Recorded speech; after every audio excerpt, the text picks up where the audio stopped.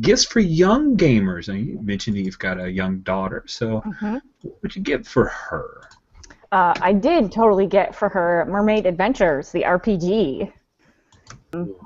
And like it's a super fun little game, and like my daughter is 6.5, right? Like I don't take her through a whole campaign or whatever. It's mostly just starting a story, right? But like I bought it originally because I have nostalgia for Littlest Mermaid because I'm that old.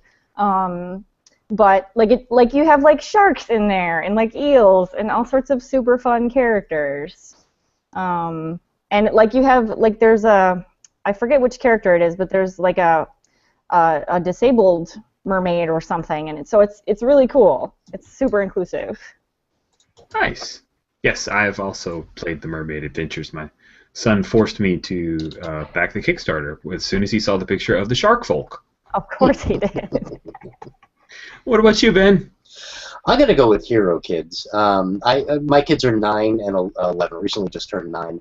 And while they're not as much into the role-playing game stuff, and I've run a couple of my own little things with them, Hero Kids is a really sort of all-inclusive, absolutely amazing 40-page PDF that you can basically dive right into. And it's tailor-made for kids. It's got some fairly simplistic mechanics, which means that nobody's getting bogged down in how many dice you roll and which charts you're going to look at. And if I roll 2d6 and I come over here and it's a Thursday on a full moon, then that means that this dragon over here, you don't have to worry about that. It's all really storytelling and empowering your players, who are kids, to do their best to solve a problem together.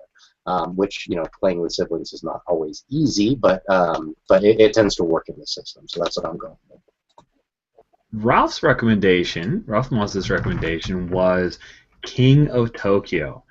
King of Tokyo is a huge, crazy dice fest. It's a representation of kind of the King of the Hill type of, and you're all giant kaiju monsters, so it's like Godzilla versus Mechagodzilla versus King Kong, and it's really super fun. I got to play a giganto game of it when I was at Gen Con a couple of years ago, and they had literally like there were characters like this biggish on the board. Nice. If I had to throw something out there, looking over at my shelf, I would recommend Golden Sky Stories. Golden Sky Stories is a beautiful book, and it's a really fun little game.